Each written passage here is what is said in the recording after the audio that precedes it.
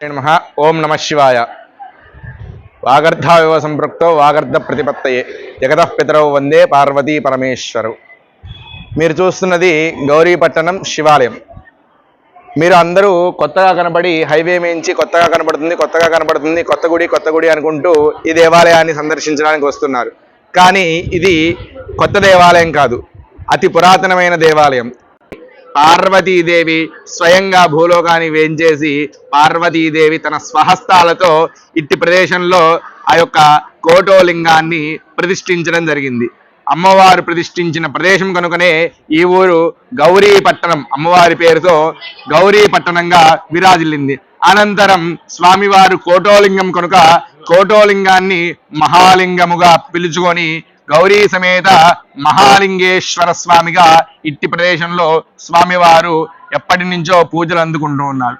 అనంతర కాలంలో ఇట్టి లింగాకారానికి మరి ఒక విశేషమైన ఆకర్షణ శక్తితో దేవతలు ఇక్కడ నిక్షిప్తం చేశారు. అదే బ్రహ్మసూత్రము. మామూలుగా లింగ పురాణంలో చెప్పింది ఏంటంటే, ఒక బ్రహ్మసూత్రం ఉన్నటువంటి లింగాకారాన్ని దర్శనం చేసుకుంటే కోటి లింగాలను దర్శించుకున్నటువంటి ఫలితం లభిస్తుందని చెప్పి దేవతలు అనుగ్రహిస్తారు.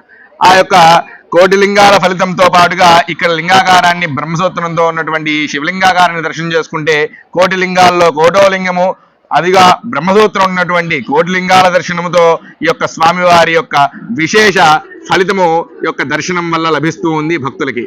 ఇట్టి దేవాలయానికి పూర్వము అనేక రకాలైనటువంటి రాజుల ద్వారా ఆలయం శిథిలావస్థకు చెందింది. అనంతర కాలంలో ఈ యొక్క గ్రామస్తులందరూ కూడా స్వామివారికి యథాశక్తిగా పాకలు వేసి శివరాత్రి పండుగలు అంగంగ వైభవంగా చుట్టుపక్కల ఉన్నటువంటి గ్రామాల వాళ్ళందరూ వచ్చి ఈ యొక్క శివరాత్రిని ఉత్సవాన్ని జరుపుకునేవాళ్ళు. తదనంతర కాలంలో 1972లో ఉన్నటువంటి గ్రామ రైతులు అందరూ కలిసి అప్పుడు ఉన్నటువంటి పంటలోంచి కొంత భాగాన్ని పక్కకు తీసి ఆ యొక్క దేవాలయాన్ని నిర్మించుకొని 1972లో కుంభాభిషేకం చేసుకోవడం జరిగింది.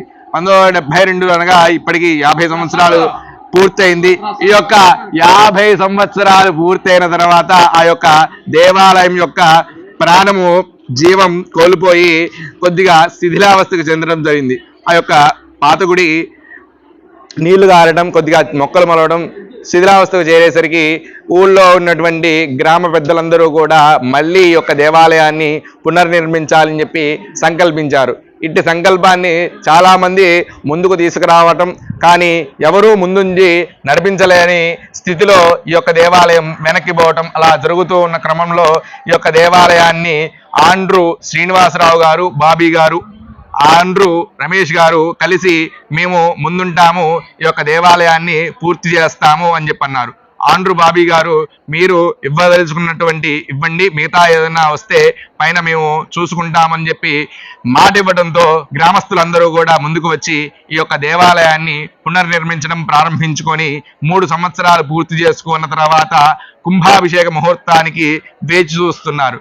కానీ ఈ యొక్క దేవాలయంలో పూర్తయిన తర్వాత మళ్ళీ ఒక అర్చకుడు కావాలి అని చెప్పి వెతుకుతూ ఉండగా స్వామివారి అనుగ్రహం చేత మాకు నల్గొండ డిస్టిక్ మిర్యాలగూడలో ఉన్నటువంటి చిన్న పల్లెటూరులో ఉండేటువంటి నన్ను దేవాద్రి సుదీక్ష శర్మ అనేటువంటి నన్ను వీళ్ళు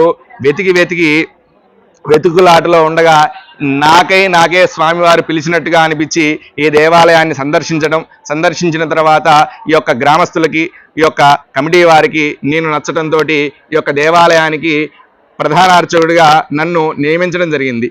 అనంతర కాలంలో కుంభాభిషేక ముహూర్తాన్ని నిర్ణయించుకొని ఫిబ్రవరి 7వ తారీఖున 2025 ఫిబ్రవరి 7వ తారీఖున కుంభాభిషేకం నిర్వహించి అనంతర కాలంలో స్వామివారి యొక్క అంగరంగ వైభవంగా కుంభాభిషేకం జరిగిన తర్వాత దేవాలయంలో ఎటువంటి లోటుపాట్లు లేకుండా కమిటీ వాళ్ళు చూసుకుంటున్నారు. అలాగనే స్వామివారికి నిత్యము ఉదయం పూట 6 గంటలకి నిత్య రుద్రాభిషేకంతో స్వామివారి యొక్క అర్చన ఆరాధన కార్యక్రమాలు, సాయంత్రం పూట బాలభోగాలు, మధ్యాహ్నం మహానైవేద్యాలతో స్వామివారి యొక్క దేవాలయం విరాజిల్లుతుంది. ఈ యొక్క మొన్న జరిగినటువంటి శివరాత్రి రోజున 2025 శివరాత్రి రోజున ఒక్కరోజు మాత్రమే స్వామివారి అనుగ్రహంతో దేవాలయానికి సుమారుగా 70,000 నుంచి 80,000 పైనగా సుమారు భక్తులు ఈ యొక్క స్వామివారిని దర్శించుకున్నారు. అనంతరం వచ్చిన భక్తులకి ఎవ్వరికీ లేదు అనకుండా కమిటీ వాళ్ళు అనుకున్న దానికంటే ఎక్కువగా శ్రమపడి వచ్చిన వాళ్ళందరి చేతులు కడిగి అన్నదాన కార్యక్రమాన్ని కూడా చేసుకున్నారు ఈ యొక్క దేవాలయ కమిటీ వాళ్ళు. అలాగనే దేవాలయంలో విశేష కార్యక్రమాల్లో కానీ విశేష ఉత్సవాల్లో కానీ అందరూ కూడా సాంప్రదాయబద్ధంగా పాల్గొని ఎటువంటి లోటుపాట్లు లేకుండా స్వామివారి యొక్క దేవాలయాన్ని నడిపించడం జరుగుతుంది. ఈ యొక్క విశేషమైనటువంటి కార్యక్రమాల్లో కూడా అందరూ కూడా సాంప్రదాయబద్ధంగా పాల్గొని స్వామివారి యొక్క అనుగ్రహ ఆశీస్సులతో స్వామివారి యొక్క కృపకు పాత్రులుగా అని కోర్చు. శ్రీమాత్రే నమః. ఓం నమః శివాయ. నమః పార్వతీపతయే. హర హర మహాదేవ. శంభో శంకర.